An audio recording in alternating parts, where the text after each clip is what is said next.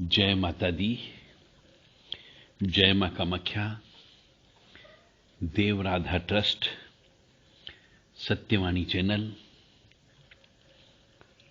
रहस्यमय ज्ञान, प्रैक्टिकल आधारित ज्ञान आपको देव राधा ट्रस्ट सत्यवाणी चैनल से प्रसारित किया जा रहा है। मां भगवती के चरणों में आप सभी खुश रहें, स्वस्थ रहें, प्रसन्न रहें, यश मिले, कीर्ति मिले, मान सम्मान मिले, ऐसी कामना मां भगवती के चरणों में हम अरदास लगाते हुए करते हैं। दुर्गति नाशिनी दुर्गा जय जय, काल विनाशिनी काली जय जय, उमा रमा ब्रह्मानी जय जय, सीता राधा रुक्मणी जय जय। दुर्गति नाशिनी दुर्गा जय जय, काल विनाशिनी काली जय जय, उमा रमा ब्रह्मानी जय जय, सीता राधा रुक्मणी जय जय। दुर्गति नाशिनी दुर्गा जय जय, काल विनाशिनी काली जय जय, उमा रमा ब्रह्मानी जय जय, सीता राधा रुक्मणी जय जय। कामाख्ये वरदे देवी नीलपर्तवासिनी त्वं देवी जगन्माता योनि मुद्रे नमस्तुते। कामाख्ये काम संपन्ने कामेश्वरी हर प्रिये, कामनाम देहि में नित्यम कामेश्वरी नमस्तुते। कामदे काम रूपस्ते सुभगे सुर सेविते, करोमि दर्शन देव्यम सर कामार सिद्धयेत। ओम महेशानी महामाये चामुंडे मुंडमालिनी, आयु आरोग्य ऐश्वर्य देहि में देवी परमेश्वरी। ओम जयंती मंगला काली भद्रकाली कपालिनी, दुर्गा क्षमा शिवा धात्री स्वाहा सदा नमस्तुते।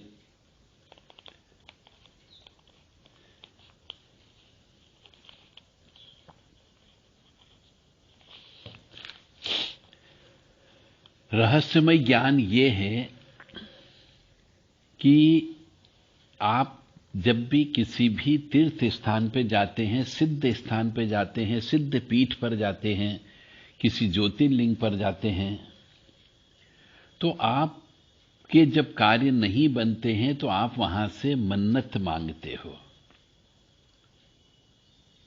कभी बच्चे के लिए मन्नत मांग ली आपने, कभी लड़की के लिए मन्नत मांग ली, कभी सर्विस के लिए मन्नत मांग ली आपने, कभी विवाह के लिए मन्नत मांग ली आपने,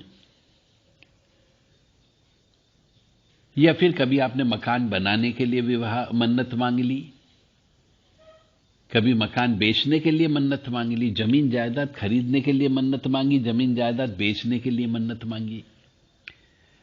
तो आप जब ऐसी सिद्ध स्थान पर जाते हो और आप पूजा पाठ भी करते हो, धर्म कर्म भी करते हो, दान भी करते हो, हवन पूजन भी करते हो, तो वह शक्ति आपके पुण्य कर्मों को देख करके आप जो रिक्वेस्ट लगाते हो वो रिक्वेस्ट को स्वीकार कर लेती है और आपका काम करने के लिए किसी एक शक्ति को लगा देती है। तो जब ऐसी शक्ति लग जाती है तो वह शक्ति आपके साथ में चलने लगती है। किसी भी मंदिर से, सिद्ध स्थान से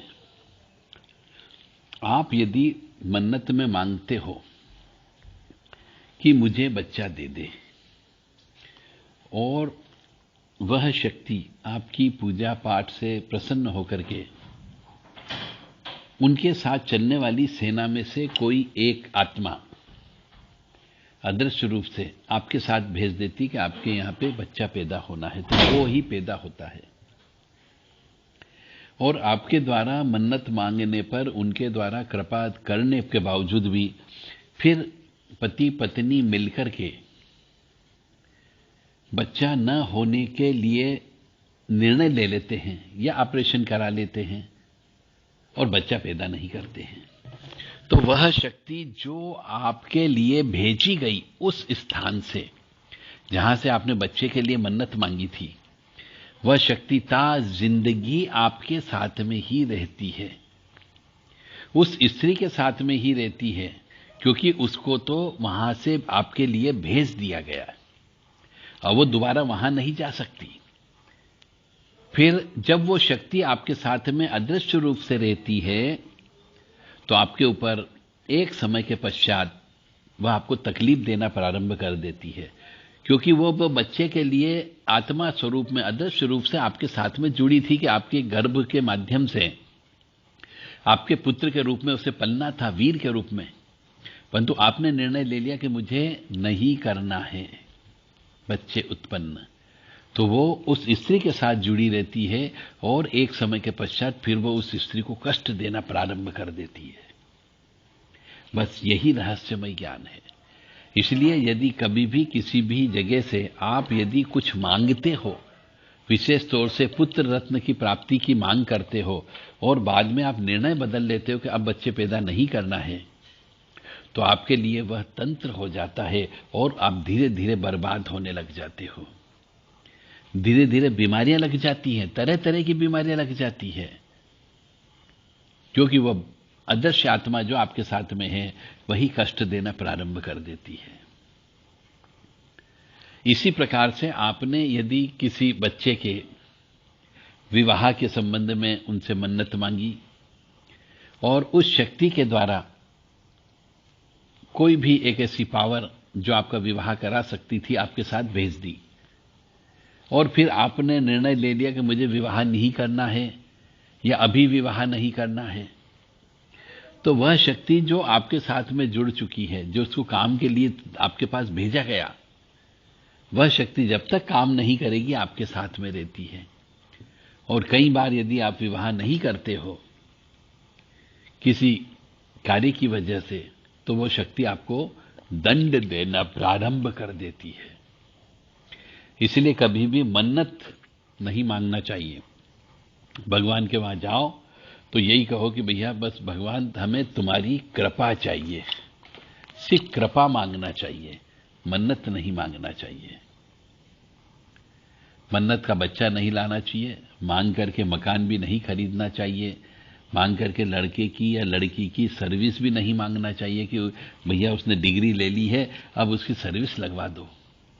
आप मन्नत में मांग करके ले आते, परंतु वहां पे कुछ देते नहीं हो। जैसा कि हम कहते हैं किसी भी गुरु से गुरु ज्ञान लेते हो तो गुरु दक्षिणा देना चाहिए।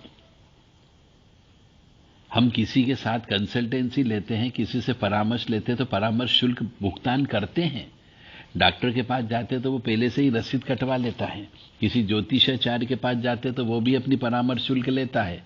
तो इसी प्रकार यदि आप किसी तीर्थ स्थल से, किसी सिद्ध पीठ से, किसी सिद्ध स्थान से मन्नत के रूप में कुछ भी मांग करके लाते हो और आपका काम बनता है, तो आपको वहां पर कुछ भेंट देना चाहिए। अब आप कंजूस प्रकृति के व्यक्ति हो तो आप भेंट भी उचित नहीं देते हो जो देना चाहिए। अरे जिसने आपके यहां पे सर्विस लगवा दी, जिसने आपके यहां बच्चा दे दिया, जिसने आपके यहां घर के अंदर किलकारी गुंजा दी, आप उसको उचित भेंट के रूप में जरा से चीज देते हो।